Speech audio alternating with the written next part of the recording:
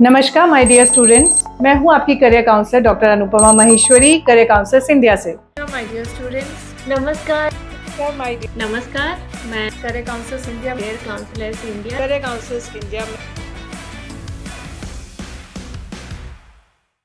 आज बात करेंगे स्टेम के स्टूडेंट्स के साथ और जिनका की बहुत इंटरेस्ट है रोबोटिक इंजीनियरिंग में अपना करियर बनाने के लिए।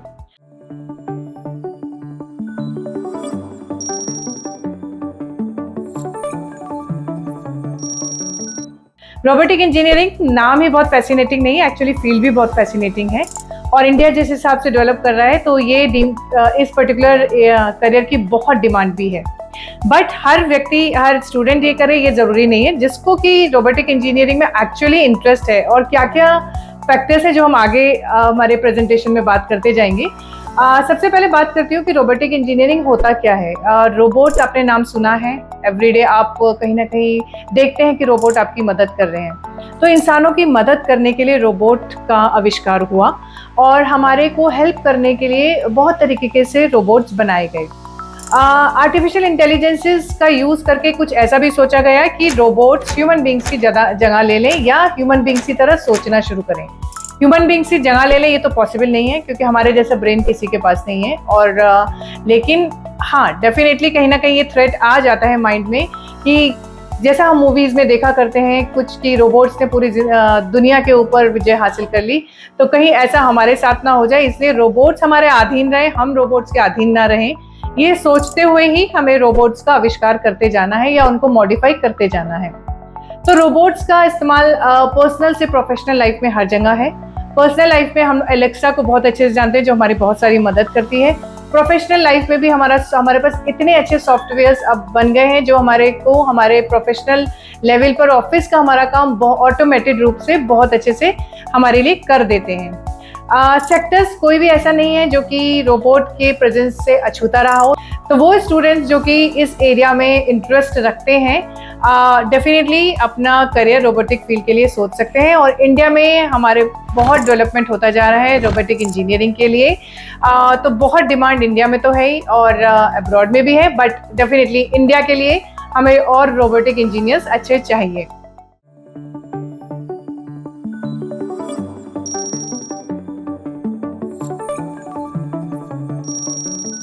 की स्किल्स की बात करते हैं। अगर आप एक रोबोटिक इंजीनियर होना चाहते हैं तो क्या की स्किल्स आपके पास होनी चाहिए।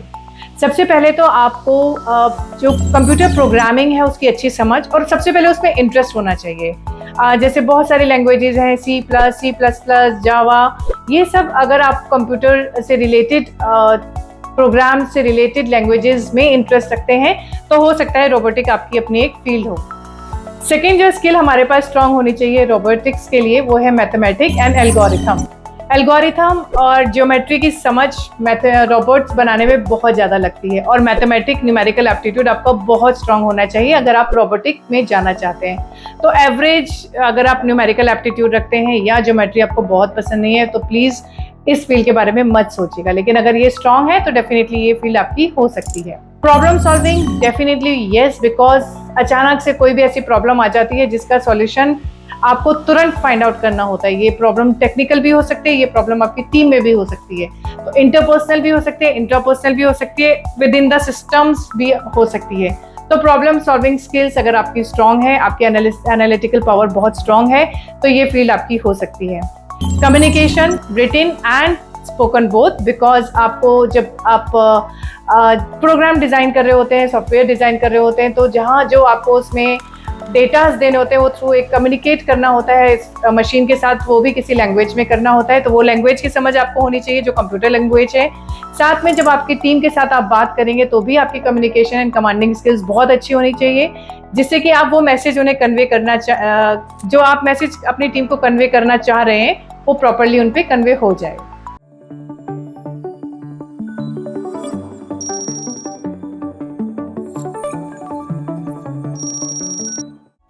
चलिए अब बात कर लेते हैं एजुकेशनल रिक्वायरमेंट।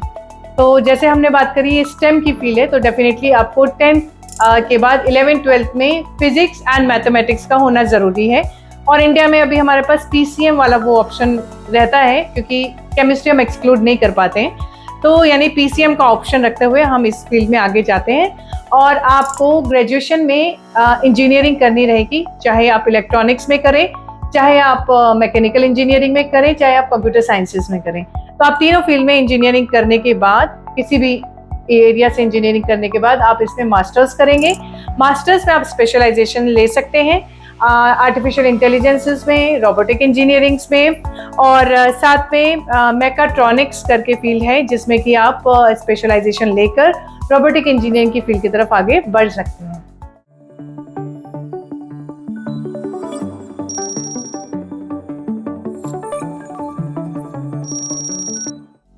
की इंस्टीट्यूट की बात करें, सभी को मालूम है कि अगर हमको इंजीनियरिंग में जाना है तो हमारे पास 3 मेजर इंस्टीट्यूट्स हैं, IITs, NITs और IISc। तो इन तीनों में से भी जो भी जहाँ पे भी आपका सिलेक्शन हो जाता है वहाँ आप जाकर और इस फील्ड के लिए पढ़ाई कर सकते हैं। यानी JEE के एग्ज़ाम देने के बाद आपको अगर IITs मिल जाते हैं, NITs मिल जाते हैं या IISc मिलता है, इन तीनों में से जो भी इंस्टीट्यूट आपको मिल जाए आप वहाँ जाकर रोबोटिक्स से रिलेटेड आपकी फर्दर पढ़ाई कर सकते हैं।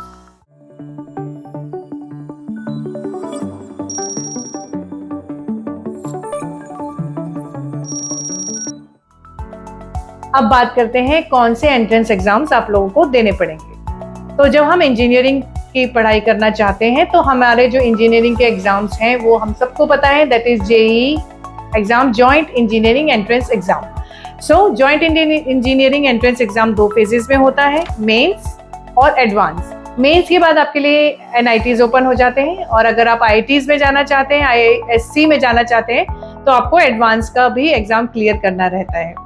इसके अलावा एक और बहुत अच्छा इंस्टीट्यूट है which is BITSET, it is Birla institute of technology, Pilani में जो है, और ये भी बहुत अच्छा इंस्टीट्यूट है इस electronic, computer science, mechanical engineering की पढ़ाई करने के लिए।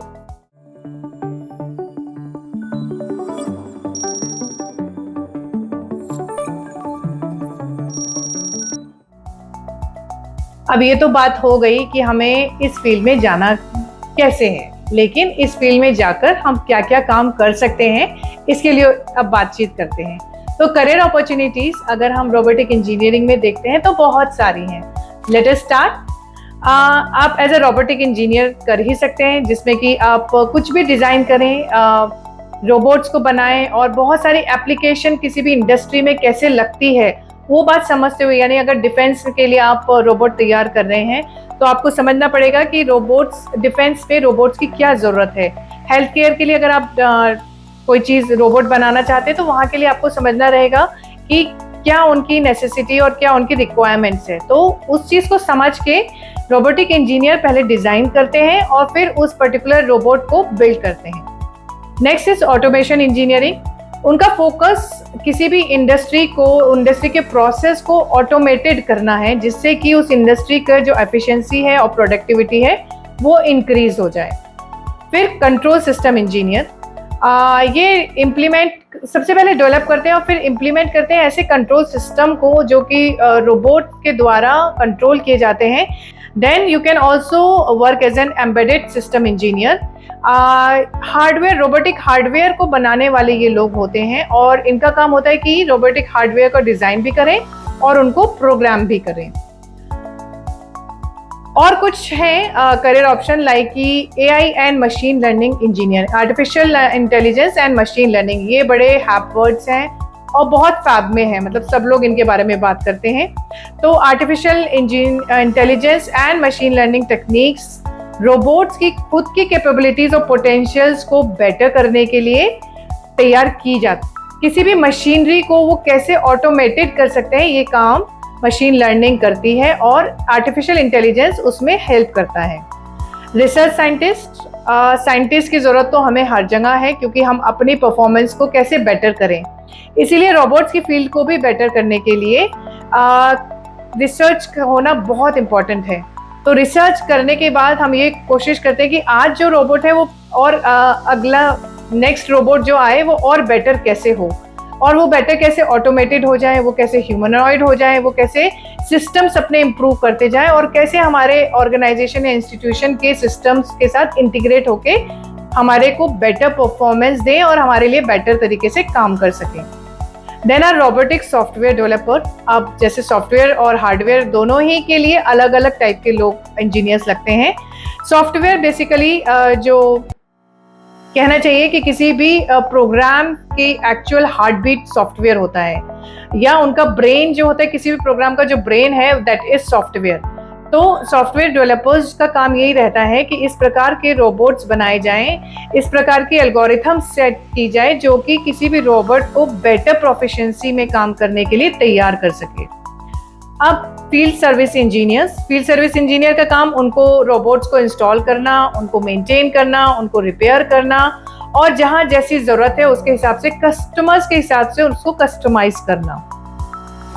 बाकी जो करियर ऑप्शंस है हमारी स्क्रीन पर हैं, आप अपनी स्क्रीन को पॉज करके उनके बारे में अच्छे से पढ़ लीजिए, और अगर आप चाहेंगे हमें बताएंगे तो हम लोग नेक्स्ट टाइम 1-1 ऑप्शन लेके भी विस्तार से बात कर सकते हैं।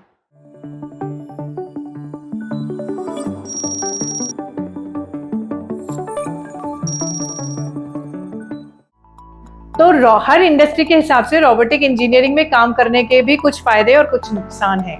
चलिए पहले फायदों की बात करते हैं। अगर आप रोबोटिक इंजीनियर हैं तो डेफिनेटली प्रेस्टीज तो आपको बहुत मिल रही है। सब लोग बात कर रहे हैं कि वाह ये रोबोटिक इंजीनियर हैं, तो वो प्रेस्टीज आपको बहुत मिलेगी। Different background, different culture, different organisation और डाइवर्सिफाइड सिस्टम्स के साथ आपको वर्क करने का मौका मिलेगा, जिससे कि आपकी एक्सपर्टीज और आपकी नॉलेज बहुत ज़्यादा बढ़ेगी। तो ये अगेन एक प्लस पॉइंट है, बहुत इंपॉर्टेंट है, क्योंकि जो हमारे रोबोटिक इंजीनियर है वो बहुत कम है और डिमांड बहुत ज़्यादा है। तो आप जहाँ भी हैं, आपकी फील्ड और आपका जो जॉब है वो सिक्योर्ड है, क्योंकि आपको कोई भी छोड़ना नहीं चाहेगा। पैसे की कोई कमी नहीं है, अगर आप अच्छा काम कर रहे हैं तो मनी विल ऑटोमेटिकली फॉलो, अगर you are skilful to work in your area और इन योर ऑर्गेनाइजेशन।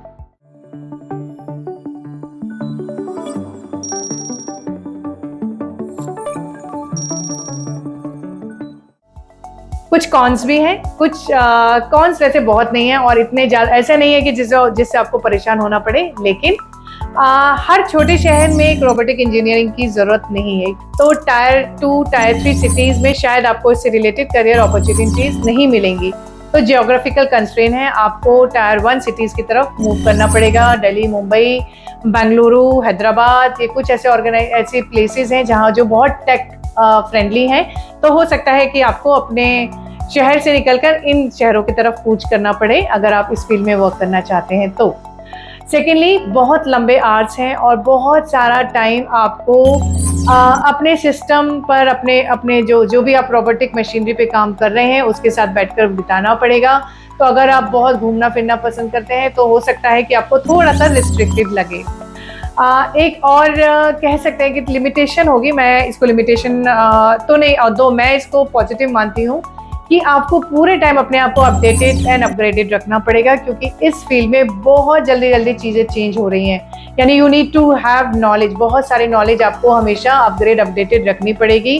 तो अगर आप ऐसे हैं, आपको लगता है कि आप इस प्रकार के पर्सन हैं जो कि पूरे टाइम लर्न करना पसंद करेंगे, तो डेफिनेटली ये फील्ड आपके लिए अच्छी है। अदरवाइज ये हो सकता है आपको लिमिटेशन लगे।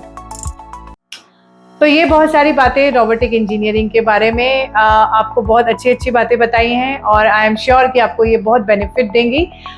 इसी प्रकार के और भी करियर्स हम लोग आप लोगों के लिए लेके आते रहेंगे। अगर आप हमें सब्सक्राइब करेंगे और इस वीडियो को लाइक करेंगे तो हमें मोटिवेशन मिलेगा आपके लिए और भी करियर्स के बारे में बातचीत लेके आएँ और अब बहुत सारे वीडियोज़ और आपके लिए बनाएं। With this note, thank you so much. जय हिंद।